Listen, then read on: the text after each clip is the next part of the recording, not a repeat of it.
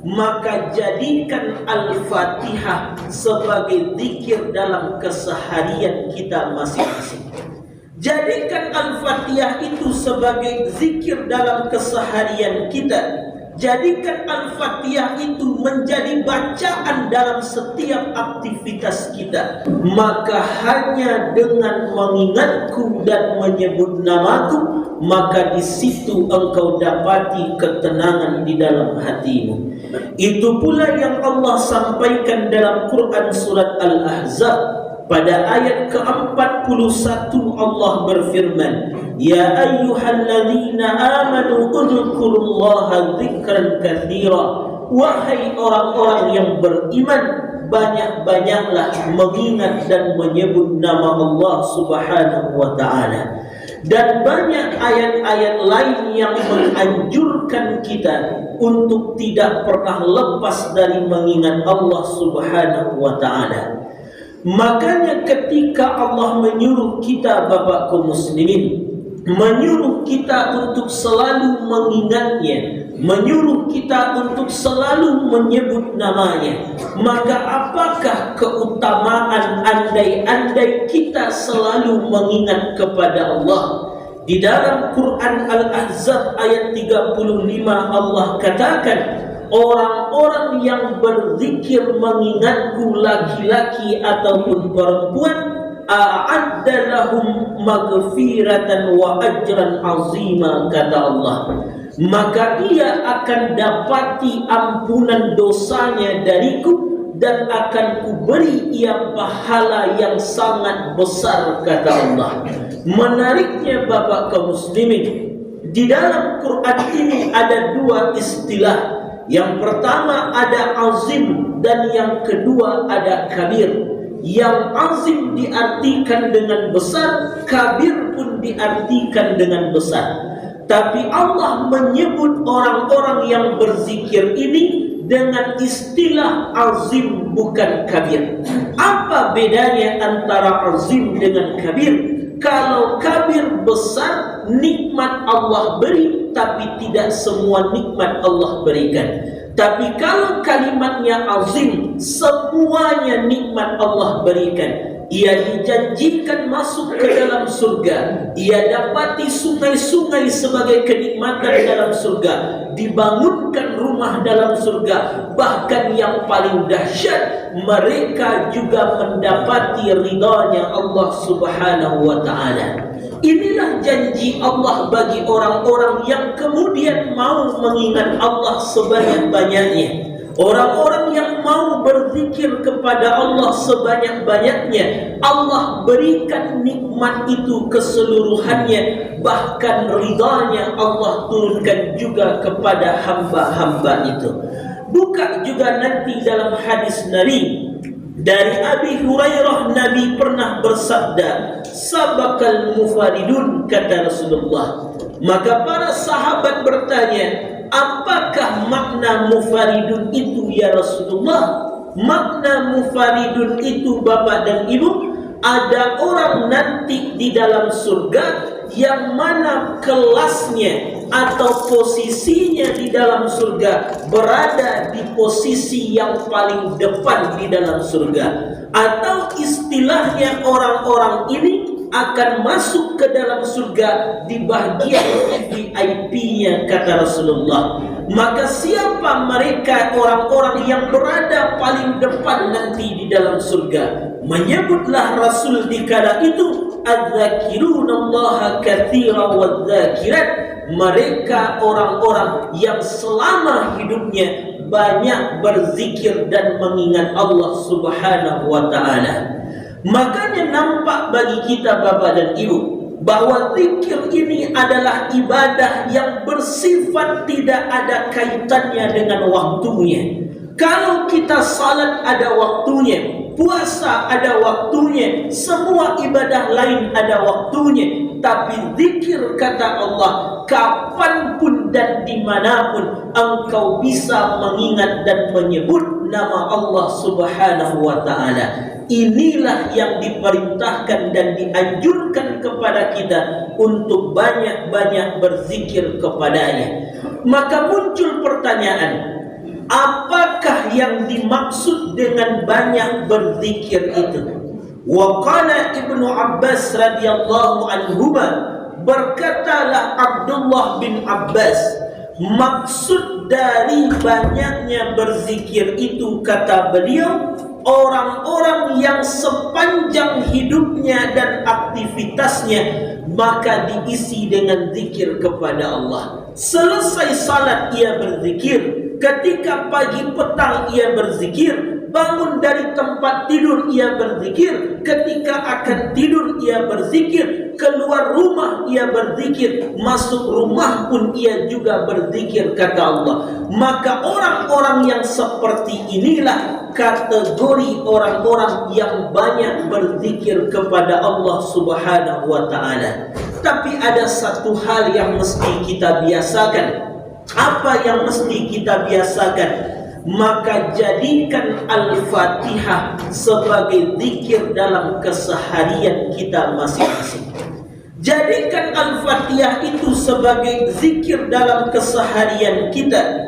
Jadikan Al-Fatihah itu menjadi bacaan dalam setiap aktivitas kita. Bapak dan ibu berangkat pergi berdagang, mulai dengan Al-Fatihah. Ketika kita akan memulai acara, mulai dengan Al-Fatihah. Memulai kegiatan, mulai dengan Al-Fatihah. Keluar rumah, mulai dengan Al-Fatihah. Masuk rumah, mulai dengan Al-Fatihah. Karena Al-Fatihah adalah zikir, salah satu zikir yang paling agung yang Allah berikan kepada manusia.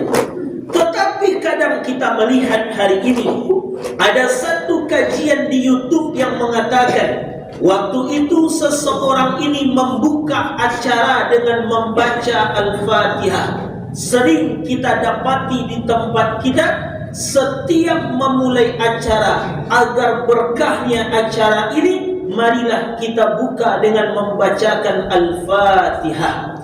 Maka di saat pembawa acara membacakan Al-Fatihah seperti tadi, apa kata Syekh ini? Tidak ada dalilnya di dalam Quran, dalam hadis membacakan Al-Quran Al-Fatihah untuk memulai acara ini. Maka mana yang benar sebenarnya? Apakah tidak boleh membacakan Al-Fatihah dalam setiap aktivitas yang kita kerjakan? Bolehkah saat kita memulai kegiatan dimulai dengan Al-Fatihah? Bolehkah saat kita memulai acara supaya acara kita lancar membaca Al-Fatihah? Jawabannya boleh, dan ada dalilnya di hadis Nabi sallallahu alaihi wasallam. Jadi jangan ragu Bapak kaum muslimin. Hari ini kita sering dimasuki oleh ucapan-ucapan, asal nandak dikerajokan Nabi, tidak boleh dikerajokan. Ini yang membunuh dalam pikiran kita. Pokoknya setiap yang tidak dikerjakan Nabi, bid'ah, sesat. Ini yang mesti dibuang dalam pikiran kita.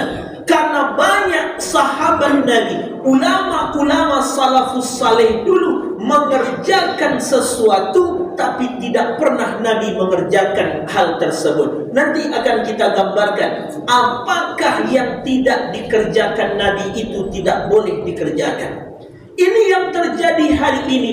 Kita sempit dalam beragama, kita terlalu picik dalam pemahaman Islam kita, sehingga bukan lebih banyak melihat diri sendiri, tapi malah lebih banyak menilai ibadah orang lain. Yang orang salah semuanya, orang kemudian sesat semuanya. Yang benar hanya kita, yang betul hanya kita. Maka pertanyaannya, karena disuruh membaca Al-Fatihah dalam setiap kegiatan, karena Al-Fatihah adalah zikir, bolehkah membuka acara dengan Al-Fatihah? Kita ambil dua referensi. Yang pertama, di dalam kitab Sirajut Talibin, ketika pengarang kitab Sirajut Talibin mensyarah kitabnya Imam Al-Ghazali Minhajul Abidin, pada halaman ke-13, pada paragraf yang terakhir di bahagian faidahnya, maka muncul pertanyaan di situ, bolehkah membacakan Al-Fatihah untuk Nabi Muhammad keluarganya, sahabatnya sebelum untuk memulai acara. Maka dijawab di dalam kitab tadi, dalam kitab Sirajut Talibin tadi digambarkan apa jawaban mereka. Menjawablah mereka, wal mu'tamad inda syafi'iyah jawaz, kata beliau. Maka pendapat yang paling kuat di dalam mazhab kita Syafi'i, maka diperbolehkan membaca Al-Fatihah yang diniatkan kepada Nabi Muhammad sallallahu alaihi wasallam.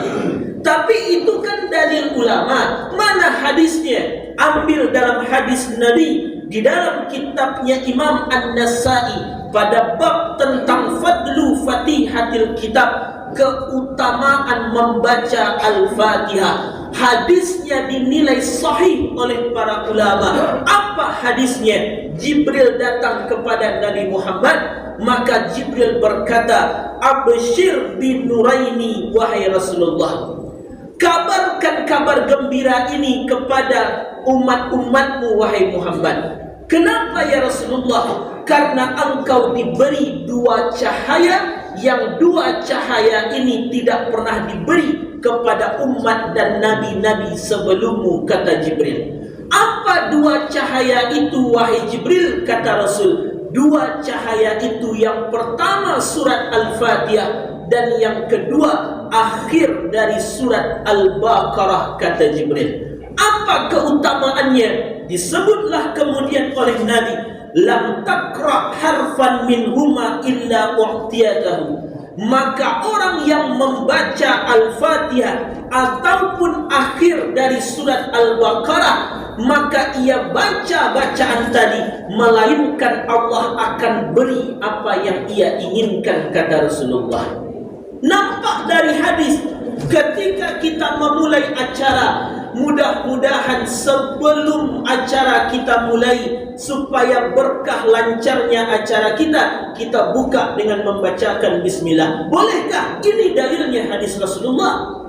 Banyak acara kegiatan lain, apapun yang diinginkan, kata Nabi, baca Al-Fatihah, baca akhir Al-Baqarah, Allah beri apa sesuai keinginanmu itu, kata Rasulullah. Maka yang kami maksud, apa yang tidak kita ketahui, jangan katakan tidak ada.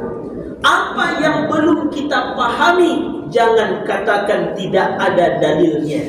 Banyak Bapak dan Ibu yang diajarkan ulama-ulama terdahulu, tapi Nabi tidak pernah mengejarkan.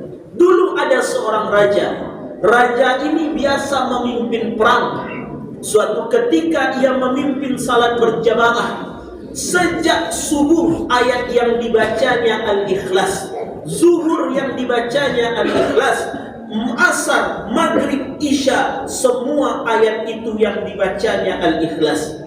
Maka mengadu sahabat kepada Rasulullah, wahai Nabi, raja ini salat sejak subuh sampai isya yang dibacanya Al-Ikhlas, Al-Ikhlas, Al-Ikhlas.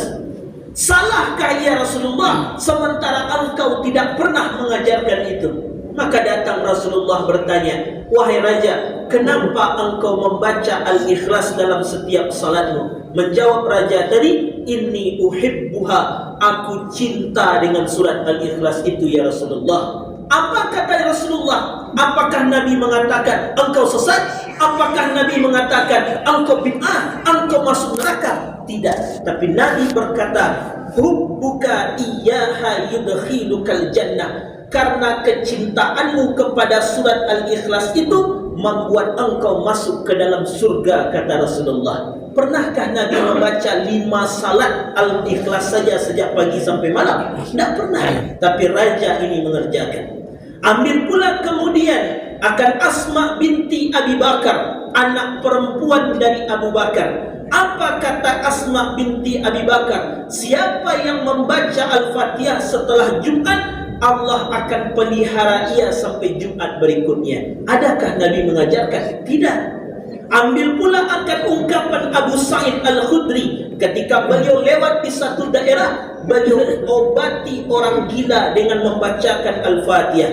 Dibaca Al-Fatihah oleh Abu Sa'id Al-Khudri, sehat orang gila tadi. Bertanya, ya Rasulullah, dari mana kau dapati itu wahai Abu Sa'id? Aku tak pernah mengajarkan. Dari mana kau dapati? Engkau sesat. Tak pernah Nabi mengatakan sesat. Tapi apa kata Rasul? Engkau hebat karena engkau tahu Al-Fatihah itu sebagai ruqyah, kata Rasulullah. Ambil pula akan Imam Abu Hanifah. Imam Abu Hanifah tidak pernah berjumpa dengan Nabi, tapi Imam Abu Hanifah berkata, tukra'u ala ta'am, bacalah Al-Fatihah setiap akan makan, kata Imam Abu Hanifah. Pernahkah Nabi mengajarkan baca Al-Fatihah setiap makan? Tak pernah. Tapi Imam Abu Hanifah mempraktekkan. Apakah sesat Imam Abu Hanifah? Sekelas Imam Abu Hanifah apakah sesat?